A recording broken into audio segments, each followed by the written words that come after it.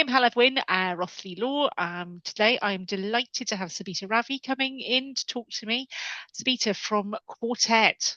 Now I know what Quartet is because we've had a chat about this, and when I came around to your office, you very kindly fed me coffee. But, but do you want?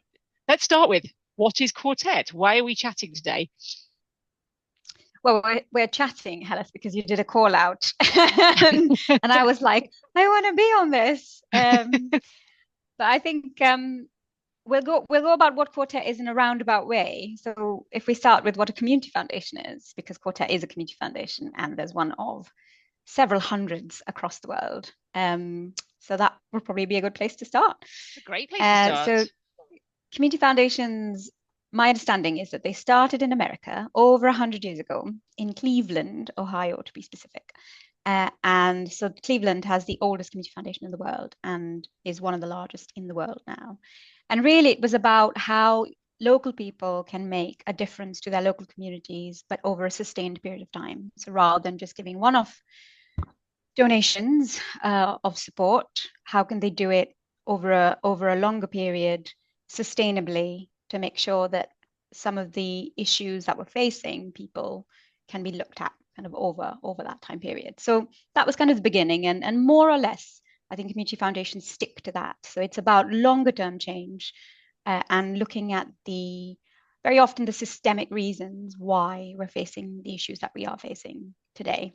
And every place, and the other thing I guess is because the Cleveland Community Foundation is about Cleveland, community foundations tend to be about place. So we're a place-based organization. So for Quartet, in response, I suppose Quartet Community Foundation is a community foundation for Bristol, Northeast Bath and Northeast Somerset, North Somerset and South Gloucestershire. So our place is the west of England. And we are about bringing local people together to address the issues in our area. That's really interesting. I hadn't realized it was such a global phenomenon. So because I in my head when I was like, oh, it's Bristol. Bristol's got this sort of history of philanthropy, hasn't it? Yeah. With the Merchant Taylors and the Wills family, and just to name two sort of Yeah. Yeah. big players. Yeah. So that's really interesting that this is a much bigger thing than I thought it was when we were chatting. So I've learned something today. So thank you. My pleasure. I think also philanthropy is an interesting one because so I was at Dr. Beth Breeze, who's this brilliant philanthropy expert, was at a talk with us a couple of weeks ago, and she kind of started with saying, philanthropy at its very basic is about love for mankind or humankind.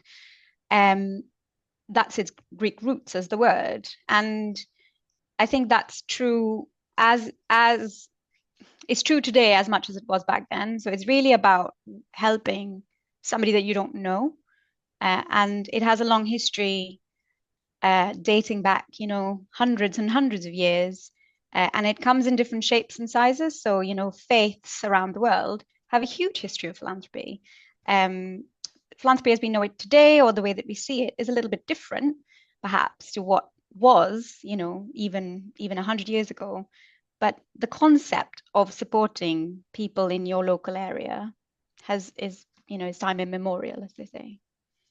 Okay, so I mean, I use philanthropy all the time in my day job because sitting with clients and who want to leave a legacy, and legacy is a sort of short word with a big impact, Yeah. and that can be, what do they want to be? How much money do they want to leave somebody? What sort of, how do they want to be remembered? What impact do they want Yeah. to make? And it's a really important conversation for a lot of clients to sort of go, well, actually, I've done well. I want to give back. It could be because they themselves have benefited from something. Often it could be sort of a scholarship or an educational grant that sort of set them off on a journey that has made them much more fortunate than perhaps they would have been. Yeah. Or perhaps they've got causes close to their heart because they've got family members who are unwell or have been unwell or have disabilities. It's a huge area of philanthropy and Yeah. legacy. Those two words that really do come together. Yeah. And of course, as a lawyer, I'll sit there and go, well, charity is a really good thing to do because it's very tax efficient, and I've Yeah. ticked my box. Yeah. Yeah. I go, well done, I've done that bit. But it's more than that. It's more than that, isn't it? Yeah, and I think if we can have that conversation about legacy, charity, philanthropy, impact, Mm, then it comes in two parts. There's my part where I've done my sort of, well, we've had a nice conversation. I've learned a bit about you. We've written down something in a piece of paper that then in decades will sort of come to light. yeah. I don't really sort of see it after that, if you will. So Mm, talk to me about what receiving this mm, legacy is like. yeah. Well, we've got a live thing about kind of receiving legacy. So we have just launched the Scanterbury Challenge, which is a matched endowment fund challenge, where new and existing donors can get 50% extra on donations that they give to either to set up new funds with us or to the funds that they already have. And that's come through a legacy. So working with the executors of the estate who wanted to inspire local people to give to their local communities, so at its um, so that's kind of the donor not even being there to see what happens, which is, as you were saying, it's about leaving that legacy for other people to fulfill, and come forward and help us kind of um, almost come together to, arms around each other kind of thing to help the people in this area. So that's really important. I think legacy gifts are really important because, as you say, there is always a tax case for it, and that's great. But actually, what that allows organizations to do is to continue to do the important work that they're already doing.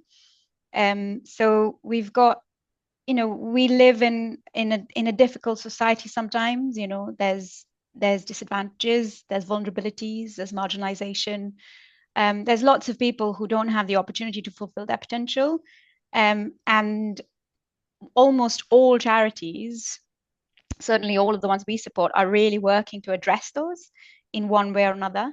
So remembering charities in your will, however you do them. So either you do them through the community foundation, through us, or directly. So because charities also benefit directly from being remembered in wills, is an amazing way of making sure that the work that you either benefited from or supported in your life carries on after. So I think it's a really strong validation actually of the importance of the work for people now and in the future. And I think for community foundations, the legacy piece is really important as well because we're about being a permanent resource. So we're here for needs of today and needs far in the future. And we don't know what those needs are going to be. Um, but the fact that we have an endowment fund will allow us to be flexible to those needs as and when they come. So during COVID, for example, because no one predicted a global pandemic in 2020, uh, we the our endowment and our donors who hold endowment funds with us were able to help us respond to the needs that nobody saw coming.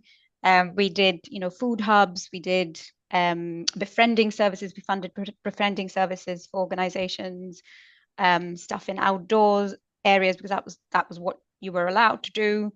So, craft making kits for kids who were stuck at home and, didn't have access. So there were so many different things that happened during COVID, and that only happened in some ways for our region through us was because we had this endowment that we could fall back on and galvanize quite quickly.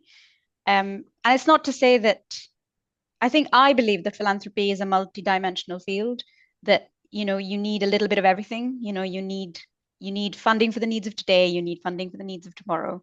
And it's not an either or, it's a and both.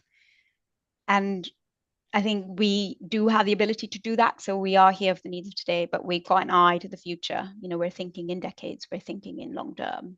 And some of our more entrenched issues today, like climate change, for example, or social justice, they're not going to be solved tomorrow. They are going to need sustained funding. Would you say that the one of the keys that you have with your foundation or charity is the flexibility to adapt? Yeah, absolutely. I think the flexibility to adapt, and that comes from relationships, really. So it comes from our trusted relationships with our fund holders, who've given us, who give through us. So we invest there their money so that we can then have an income that generates every year, but also the capital grows so that it'll give more in future years. But also the journey that most of them come through us, So um, there's this triangle about how to do something, why do it, and what to do. I think that I was at a session today and I thought, oh, that's really interesting because you've got the why give question, and tax is one of them. But there's also emotional reasons why people give, as you say, something happens to you or a family member, you experience something, and that then becomes the root cause why. How do you give? Because there are different ways to give. Do you give through legacy? Do you give in your life and through a legacy? Do you give through an endowment fund, which is there, for a long term, or do you give for needs now? And then what do you give to? Because there are so many causes, there are so many amazing organizations that you can support. So how do you narrow that down? So I guess we help solve the how and the what through what we can offer in terms of our service to funders. It's really interesting because I think it is that I support charities. I'm sure most of us do, and it's sort of, well, you give £20 here, someone's running a marathon, or you do that. Well, this is much bigger, isn't it? This is a much, not to say the sum's necessarily bigger, but this is a bigger picture, isn't it? This is not just, well done for running your half marathon, and you've raised X pounds for Y charity. This is Yeah. a this is something that is much, to my ears, and Mm, do tell me if I'm wrong, mm. um, but can be much more targeted. Absolutely. Yeah, much more, it can be much more targeted, much more strategic, much more longer term, and much more focused on impact as well. So, you could really narrow down on a piece of work that you think is really important. By you, I mean uh, us in tandem with the fund holder. And then you can really hone down on it and try and make a difference in it because you're not thinking in terms of short-term cycles. But having said that, I think, more people should run marathons for charity because again, it's about what people have agency over. And I think it's really important for me to honor the intent behind, the act. So, and the act of giving in and of itself is an amazing act. There's just different ways of doing it depending on where people are in their lives and what their circumstances are, etc. So I'm not going to be one of those people who runs for charity because I'm terrible at any physical exercise, but I think it's got a good place. I will run if I'm being chased, and that's about Yeah, it. yeah, that's fair enough. My dog, big Yeah, fat dog. no, absolutely.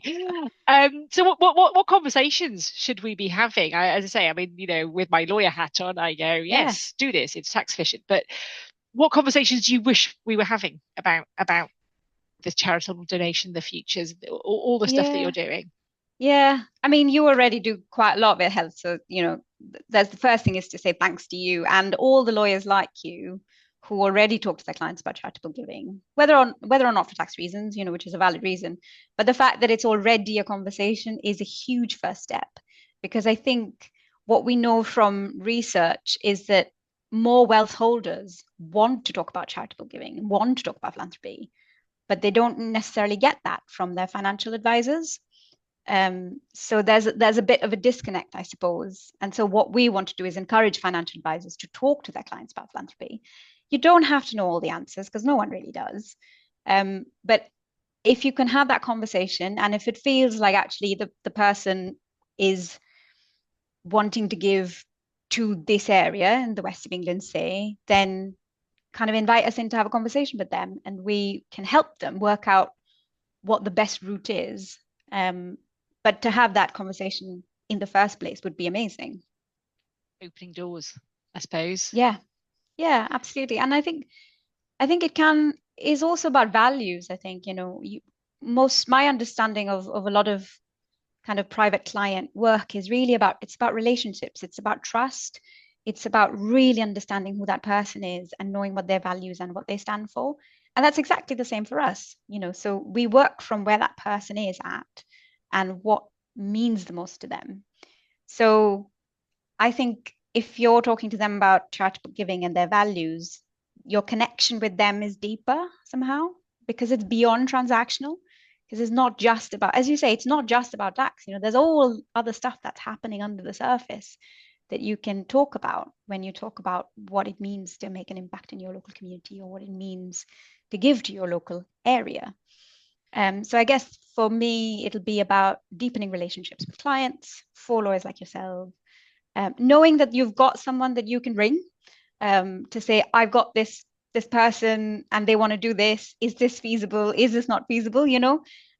Like having your local community foundation in your little black book of resource to say, I can call upon them for help. I think that's the other thing, as you would a fellow colleague in a different profession.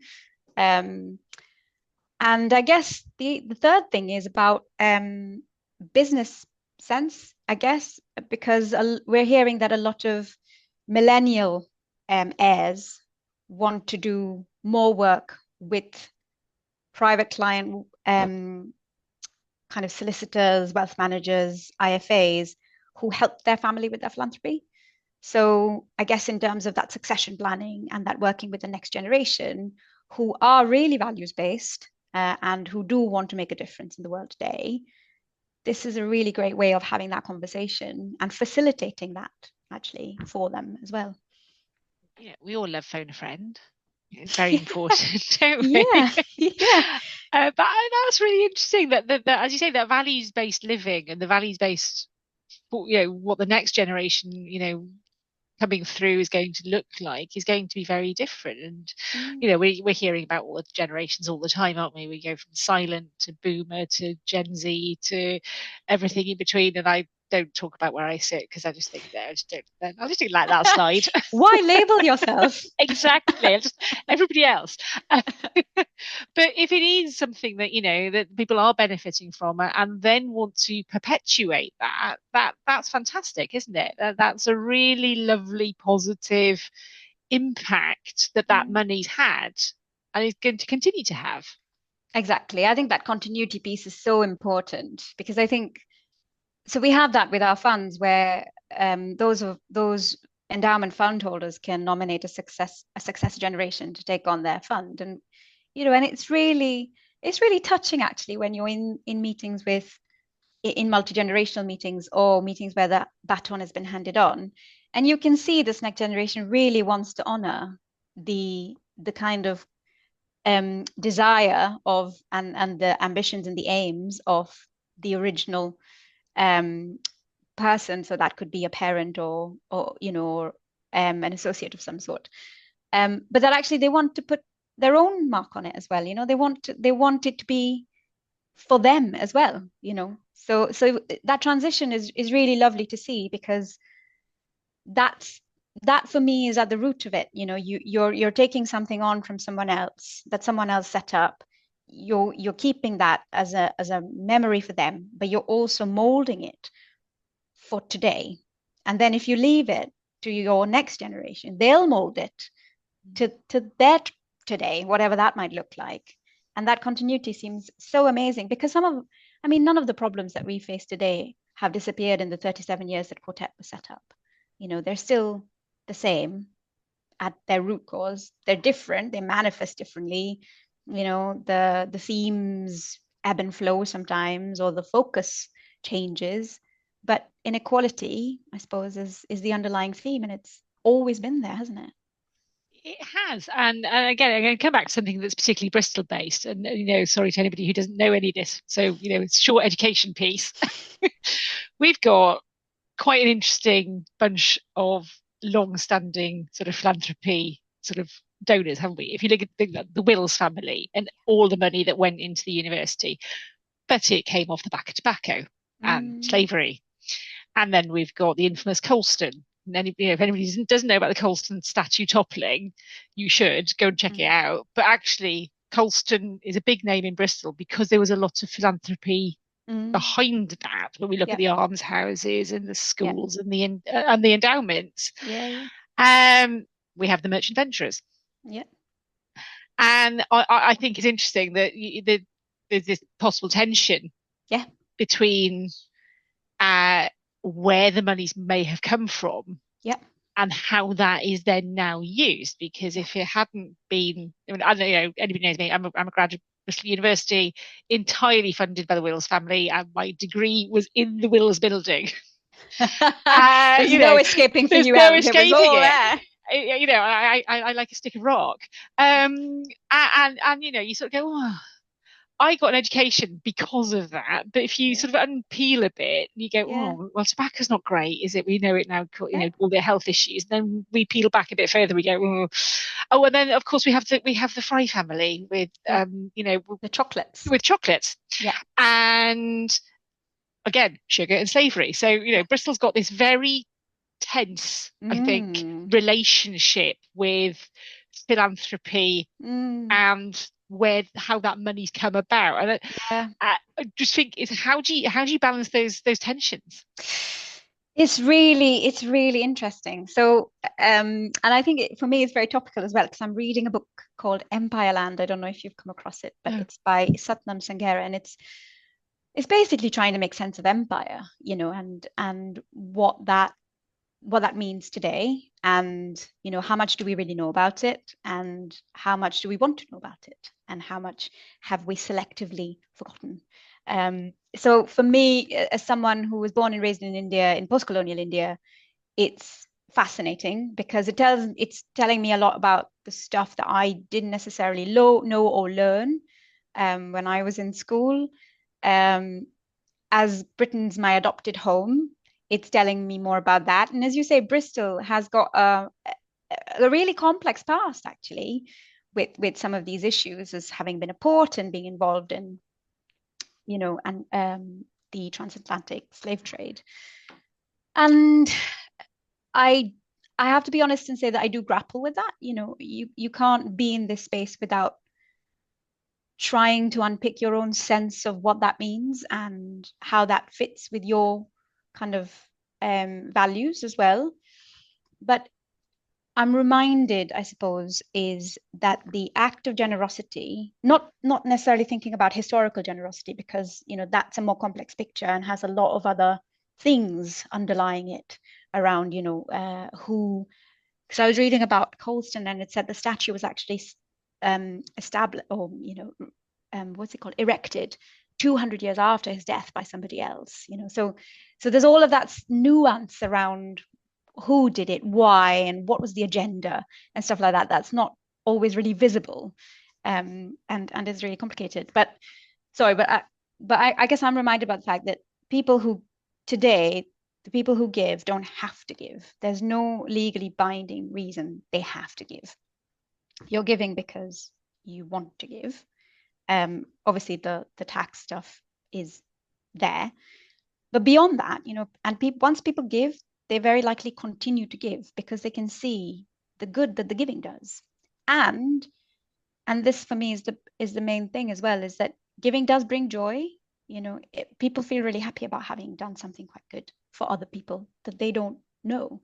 So I guess it's about just trying to hold on to that for me, and trying to work with that intent and hopefully spread that intent and say, if you've got the wherewithal to do a little bit more, then how can I facilitate an environment where that can happen and that you be celebrated for it?